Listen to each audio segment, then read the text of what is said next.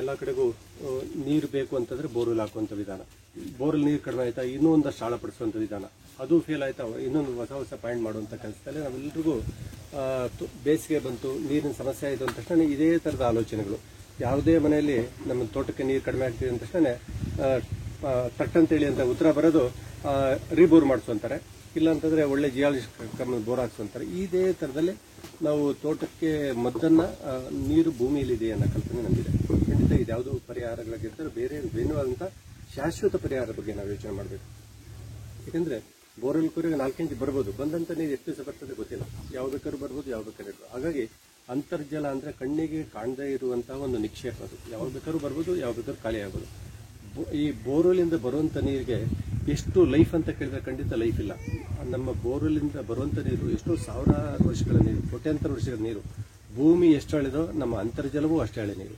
ಹಾಗಾಗಿ ಒಂದು ಕಡೆ ಬೋರ್ವೆಲ್ ಹಾಕ್ತಿವಿ, 4 ಇಂಚ್ ಬಂದ ತಕ್ಷಣ 5 ಎಕರೆ 10 ಎಕರೆ ತೋಟ ಮಾಡೋದು ಇಂಪಾರ್ಟೆಂಟ್ ಅಲ್ಲ, ಆ ಬೋರ್ವೆಲ್ನ ಉಳಿಸ್ಕೊಳ್ಳುವಂತ ಕೆಲಸ. ಬೋರ್ವೆಲ್ನಿಂದ ನೀರು ತೆಗೆಯುವಂತ ನೀರನ್ನ ಎಷ್ಟು ನೀರು ತೆಗಿತಾ ಇದೀವಿ, ಎಷ್ಟು ನೀರು ಜಮಾ ಆಗ್ತಾ ಇದೀವಿ, ಇದ್ರ ಬಗ್ಗೆ ನಾವು ಆಲೋಚನೆ ಮಾಡಿ. ನೀರು ಜಮಾ ಮಾಡೋದಂದ್ರೆ ಮರುಭರ್ತಿ ಅಂತ ಹೇಳ್ಬೋದು. ನಾವು ಭೂಮಿಯಿಂದ ತೆಗೆಯೋದಷ್ಟು ಇಂಪಾರ್ಟೆಂಟ್, ಭೂಮಿಗೆ ನೀರನ್ನು ವಾಪಸ್ ಕೊಡುವಂತದ್ದು. ಅಂದ್ರೆ ಯಾವ ಜಾಗದಿಂದ ನೀರು ಬಂದಿರ್ತದೆ ಜಲದ ಸೆಲೆಗಳನ್ನ ಅದೇ ಸೆಲೆಗೆ ನೀರನ್ನು ತುಂಬುವಂತ ಇದಕ್ಕೆ ಮತ್ತೆ ಮರುಭರ್ತಿ ಅನ್ನೋ ಒಂದು ಪದ ನಾವು ಹೇಳ್ತೀವಿ. ಮರುಭರ್ತಿ ಅನ್ನೋ ಒಂದು ವಿಚಾರಕ್ಕೆ ಬಂದ ತಕ್ಷಣ ಬೋರ್ವೆಲ್ ರೀಚಾರ್ಜ್ ಅನ್ನೋ ಒಂದು ಕಲ್ಪನೆ ನಾವು ಹೇಳ್ಬೋದು. ಬೋರ್ವೆಲ್ಗೆ recharge, rain water harvesting, borewell recharge ಅನ್ನೋ ಒಂದು ಪದನ ನಾವು ಹೇಳ್ತೀವಿ. ಇದೊಂದು ಸಣ್ಣ ಒಂದು ಮಾದರಿ. ಇದು ಸುಮಾರು 17 ವರ್ಷದ ಹಿಂದೆ ಮಾಡಿರುವಂತ ಒಂದು ಬೋರ್ವೆಲ್ ಮಾದರಿ. ಈ ಬೋರ್ವೆಲ್ 16 ವರ್ಷ ಆಗಿದೆ. ಬೋರ್ವೆಲ್ ತೋರಿಸಿ 17 ವರ್ಷ ಆಯ್ತು, ಮರುಪೂರ್ಣ ಮಾಡಿ ಸುಮಾರು 15 ವರ್ಷಗಳಾಯ್ತು. 15 ವರ್ಷದಿಂದ ಈ ಬೋರ್ವೆಲ್ ಇವತ್ತು ಕೆಲಸ ಮಾಡ್ತೀವಿ. 2005ನೇ ಇಸ್ವಿಯಲ್ಲಿ ಮಾಡಿದಂತ ಕೆಲಸ ಆಯ್ತು. ಈ ಬೋರ್ವೆಲ್ ಮೊದಲು ನೀರು ಇದ್ದಂತ ಬೋರ್ವೆಲ್ ಸ್ವಲ್ಪ ಏರುಪೇರು ಆದ ತಕ್ಷಣ ಇಮಿಡಿಯೇಟ್ ಆಗಿ ಮರುಪೂರ್ಣ ಮಾಡಿ ಅಂತ ರೈತರಿಗೆ ಸಜೆಸ್ಟ್ ಮಾಡಿದ ತಕ್ಷಣ ಅವರು ನಮ್ಮ ತಾಂತ್ರಿಕತೆ ಮರುಪೂರ್ಣ ಮಾಡುವಂತ ಕೆಲಸಕ್ಕೆ ಅವರು ಒಟ್ಟಾದ್ರು.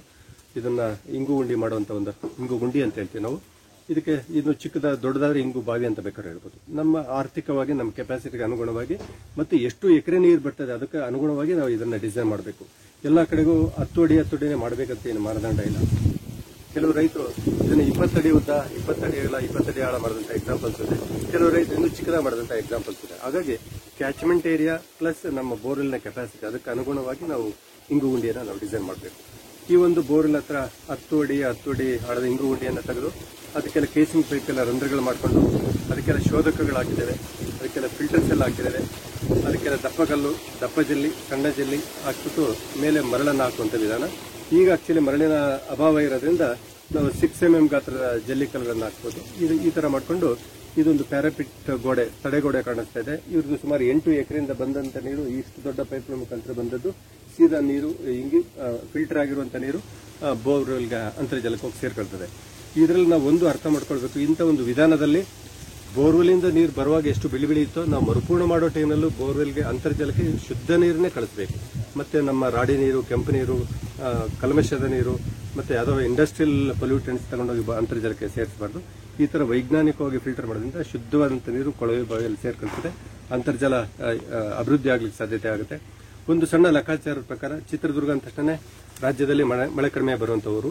ಒಂದು ಸಣ್ಣ ಲೆಕ್ಕಾಚಾರದ ಪ್ರಕಾರ ಇಲ್ಲಿ ಚಿತ್ರದುರ್ಗ ಅಂತ ಒಂದು ಪ್ರದೇಶದಲ್ಲಿ 1 ಎಕರೆ ಜಾಗದಲ್ಲಿ ಇಲ್ಲಿ 500 ಮಿಲಿಮೀಟರ್ ಮಳೆ ಬರದಾದ್ರೆ ಒಂದು ವರ್ಷಕ್ಕೆ 20 ಲಕ್ಷ ಲೀಟರ್ ನೀರು 1 ಎಕರೆಗೆ ಬೀಳುತ್ತೆ. ಇವರು 8 ಎಕರೆಯಿಂದ ಸುಮಾರು 1.5 ಕೋಟಿ ಲೀಟರ್ ನೀರು ಇವರ ಜಮೀನಿಂದ ಹರಿದು ಎಲ್ಲ ಹೋಗ್ತಾ ಇತ್ತು. ಆ ನೀರು ತಂದು ಈ ಬೋರ್ವೆಲ್ಗೆ ನೀರು ಇಂಗಿಸೋದ್ರಿಂದ ಒಂದು ವರ್ಷಕ್ಕೆ 1.5 ಕೋಟಿ ಲೀಟರ್ ನೀರು ನಮ್ಮ ಬೋರ್ವೆಲ್ಗೆ ಇಂಗಿಸೋದ್ರಿಂದ ನಾವು ತೆಗೆಯೋದು ಕೇವಲ ಒಂದು 20 ಲಕ್ಷ ಲೀಟರ್ ನೀರು ಮಾತ್ರ ಬೋರ್ವೆಲ್ನಿಂದ ಡ್ರಾ ಮಾಡ್ತೀವಿ. ಹಾಗಾಗಿ ನಾವು ಇಂಗ್ಸ ರೇಷಿಯೋನ ಜಾಸ್ತಿ, ತೆಗೆಯುವಂತ ರೇಷಿಯೋ ಕಡಿಮೆ ಆಗುತ್ತೆ. ಈ ತರದಲ್ಲಿ ನಾವು ಮರುಭರ್ತಿ ಮಾಡೋದ್ರಿಂದ ಅಂತರ್ಜಲ ಮಟ್ಟ ಹೆಚ್ಚಾಗುತ್ತದೆ, ನೀರಿನ ಗುಣಮಟ್ಟನೂ ಸ್ವೀಟ್ ಆಗುತ್ತೆ. ಇದು ಸರಳವಾಗಿ ಕೆಲವು ರೈತರು 15, 20, 30 ಸಾವಿರ ರೂಪಾಯಿ ಮಾಡುವಂತ ವಿಧಾನ. ನಮ್ಮ ಆರ್ಥಿಕವಾಗಿ ಇವರು ಸ್ಥಳೀಯ ಸಾಮಗ್ರಿಗಳು ತಗೊಂಡು ಮಾಡ್ಕೊಂಡಿದ್ದಾರೆ. ಇವರು ಜಮೀನಲ್ಲಿ ಸಿಗುವಂತಹ ದೊಡ್ಡ ಕಲ್ಲು, ದೊಡ್ಡ ಜಲ್ಲಿ, ಸಣ್ಣ ಜಲ್ಲಿ ಬಳಸ್ಕೊಂಡು ಮಾಡ್ಕೊಂಡಿದ್ದಾರೆ. ಇದೇನೂ ಸಿಗಲ್ಲ, ಎಲ್ಲ ಕ್ರಷರ್ ಇಂದ ತರಬೇಕಂದ್ರೆ ಸಾಧಾರಣ ಒಂದು 35-40 ಸಾವಿರ ರೂಪಾಯಿವರೆಗೂ ಖರ್ಚಾಗುತ್ತೆ. ಯಾಕಂದ್ರೆ ಇವತ್ತೆಲ್ಲ ಕ್ರಷರ್ಗಳ ಮಟೀರಿಯಲ್ಗಳು ಸಿಗ್ತಾ ಇಲ್ಲ. ಹಾಗಾಗಿ ಇದನ್ನು ಅಚ್ಚುಕಟ್ಟಾಗಿ ಮಾಡ್ಕೊಂಡು ಒಂದು ರೀಚಾರ್ಜ್ ಯೂನಿಟ್ ಮಾಡೋದಕ್ಕೆ 40 ಸಾವಿರ ಸಾಧಾರಣ ಈಗ ಇವತ್ತಿನ ಬಜೆಟ್ಗೆ ಒಂದು 40 ಸಾವಿರ ರೂಪಾಯಿ ಆಗುತ್ತೆ. ಯಾಕಂದ್ರೆ ಒಂದು ಇದಕ್ಕೆ ದೊಡ್ಡ ಕಲ್ಲುಗಳು ಒಂದು 6 ಟ್ರ್ಯಾಕ್ಟರ್ ಬೇಕು, ಮತ್ತೆ 40 mm ಜಲ್ಲಿ 2 ಟ್ರ್ಯಾಕ್ಟರ್ ಬೇಕು, 20 mm ಜಲ್ಲಿ 1 ಟ್ರ್ಯಾಕ್ಟರ್ ಬೇಕು, 6 mm ಜಲ್ಲಿ 1 ಟ್ರ್ಯಾಕ್ಟರ್ ಬೇಕು, ಮತ್ತೆ ಇದಕ್ಕೆಲ್ಲ ಶೋಧಕಗಳು ಬೇಕು, aqua mesh, nylon mesh, and filter ಬೇಕು, ಮತ್ತೆ HDP ನೆಟ್ ಅಂತ ಬೇಕು, ಮತ್ತೆ ಪ್ಯಾರಾಪಿಟ್ ಗೋಡೆಗೆ ಸಾಧಾರಣ ಒಂದು 500 ಸೈಜ್ಗಳು ಖರ್ಚಾಗಿದೆ. ಒಂದು 10 ಚೀಲ ಸಿಮೆಂಟ್ ಬೇಕು, ಮತ್ತೆ ಕೆಲಸಗಾರರು ಬೇಕು. ಈ ತರ ನೀಟ್ ಒಂದು ಸಾರಿ ಮಾಡಿದ್ದು ನೋಡಿ, ಇವರು 15 ವರ್ಷಗಳಾದ್ರೂ ಎಷ್ಟು ಪರ್ಫೆಕ್ಟ್ ಇದೆ ಅಂತಂದ್ರೆ, ಮಾಡುವಂತ ಕೆಲಸ ಒಂದು 100 ವರ್ಷದ ಗುಣಮಟ್ಟದ ಕೆಲಸ ಮಾಡಿದ್ದೆ ಆದ್ರೆ ಸ್ವಲ್ಪ ಪರ್ಫೆಕ್ಟ್ ಆಗಿರುತ್ತೆ ಅನ್ಲಿಕ್ಕೆ ಇದೊಂದು. ಸರ್, ಈ ಬೋರ್ವೆಲ್ ರಿಚಾರ್ಜ್ ಮಾಡಿದ್ಮೇಲೆ ಇದ್ರದ್ದು ನೀರು ಪ್ರಮಾಣ ಎಷ್ಟು ಜಾಸ್ತಿ ಆಗಿದೆ? ನಾನು ಒಂದು ಅಂಕಿಅಂಶ ಕೊಟ್ಟಾಗ 1.5 ಕೋಟಿ ಲೀಟರ್ ನೀರು ಇಲ್ಲಿ ಬಿಡ್ತದೆ. ಕೆಲವೊಂದು ವರ್ಷದಲ್ಲಿ ಮಳೆ ಏರುಪೇರಾಗಿ 1 ಕೋಟಿ ಲೀಟರ್ ಆದ್ರೂ ಈ ಬೋರ್ವೆಲ್ಗೆ ಜಮಾ ಆಗುತ್ತೆ. ನಾವು ತೆಗೆಯೋದು ಕೇವಲ 20-25 ಲಕ್ಷ ಲೀಟರ್ ಒಂದು ವರ್ಷಕ್ಕೆ ಡ್ರಾ ಮಾಡೋದ್ರಿಂದ ಅಂತರ್ಜಲ ಮಟ್ಟ ಪ್ರತಿ ವರ್ಷ 5 ಅಡಿ 10 ಅಡಿ ಮೇಲೆ ಬರುವಂತಹ ಉದಾಹರಣೆಗಳಿದೆ. ಈ ಬೋರ್ವೆಲ್ ಸಹ ಇವತ್ತು ಕೇವಲ 150 ಅಡಿಗೆ ವಾಟರ್ ಟೇಬಲ್ ಮೇಲೆ ಇದೆ. ಇವತ್ತು ಭೀಮಸಮುದ್ರ ಬೆಲ್ಟ್ ಅಂದ್ರೆ 1000 ಅಡಿ ಬೋರ್ವೆಲ್, ಅಂತ ಭಾಗದಲ್ಲಿ ಇವತ್ತು 250 ಅಡಿ ಬೋರ್ವೆಲ್ ಓಡ್ತಾ ಇದೆ ಅಂತಂದ್ರೆ ಜಲದ ಮಟ್ಟ ಮೇಲೆ ಇದೆ ಅಂದ್ರೆ ಇದೊಂದು ಸಣ್ಣ ವಿಟ್ನೆಸ್ ಅಂತ ಹೇಳ್ಬೋದು. ಇನ್ನೊಂದು ರೈತರಿಗೆ ಏನಂದ್ರೆ, ಇವರು ಇಲ್ಲಿ ರೀಚಾರ್ಜ್ ಮಾಡಿದ್ದು ಇನ್ಯಾರಿಗೂ ಲಾಭ ಆಗ್ಬೋದು, ನಮ್ಮ ಬೋರ್ವೆಲ್ ರೀಚಾರ್ಜ್ ಆಗುತ್ತೆ ಅಂತ ಏನ್ ಗ್ಯಾರಂಟಿ? ನಾವ್ಯಾಕೆ ದುಡ್ಡು ಖರ್ಚು ಮಾಡ್ಬೇಕು ಅಂತ? ಖಂಡಿತ ಅದೊಂದು ಕಾಮನ್ ಕ್ವಶನ್ಸ್. ಅದು ಎಲ್ರಿಗೂ ಏನಾಗ್ತಂದ್ರೆ, ಅದಕ್ಕೆ ನಾನು ರೈತರು ಇವತ್ತು ವಿಜ್ಞಾನಿಗಳಾಗಿದ್ದಾರೆ. ನಾವು ಇಲ್ಲಿ ಒಂದು ಬೋರ್ವೆಲ್ ತೋಡ್ತೀವಿ, ಕೇವಲ 300 ಅಡಿಗೆ ನೀರು ಬರ್ತದೆ, ಪಕ್ಕದಲ್ಲಿ ಇನ್ನೊಂದು 10 ಫೀಟ್ 1000 ಅಡಿ ಕುರಿಸಿ ನೀರು ಬರಲ್ಲ.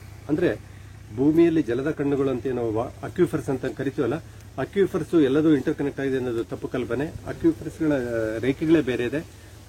ಇವ್ರದ್ದು ಹೇಳ್ಬೇಕಾದ್ರೆ ಈ ಊರಿನಲ್ಲಿ ಎಲ್ಲಾ ಬೋರ್ಗಳು ನಿಂತೋದ್ರು ನಮ್ಮ ಬೋರ್ವೆಲ್ ನೀರು ಬಂತು ಅಂತ ಒಂದು ವಿಟ್ನೆಸ್ ಹೇಳ್ಬೇಕಾದ್ರೆ ಇದರ ಪಾಕೆಟೇ ಬೇರೆ. ಇದರದೊಂದು ಭೂಮಿಯೊಳಗೆ ಕೆರೆಯಷ್ಟು ನೀರನ್ನ ಸ್ಟೋರೇಜ್ ಮಾಡುವಷ್ಟು ಒಂದಷ್ಟು ಸ್ಥಳ ಇರೋದ್ರಿಂದ ಎಷ್ಟು ಬೇಕಾದ್ರೆ ನಾವು ನೀರಿನ 5-10%, 20% ಬೇರೆಯವ್ರಿಗೆ ಹೋದ್ರೂ ನಮಗೆ ಯೋಚನೆ ಮಾಡೋದು ಬೇಡ.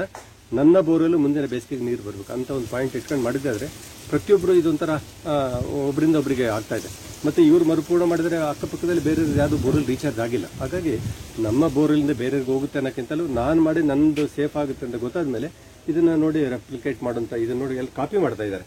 ಇದೇ ತರದಲ್ಲಿ ಇವ್ರದ್ದು ಮಾಡಿದ ಕೆಲವರು ಇನ್ನೂ ದೊಡ್ಡ ದೊಡ್ಡ ಇಂಗುಣಿಗಳು ಮಾಡುವಂತ ಕೆಲಸಗಳು ಹೆಚ್ಚು ನಡೀತದೆ ಅಂತ ಹೇಳ್ಬೋದು. ಧನ್ಯವಾದ.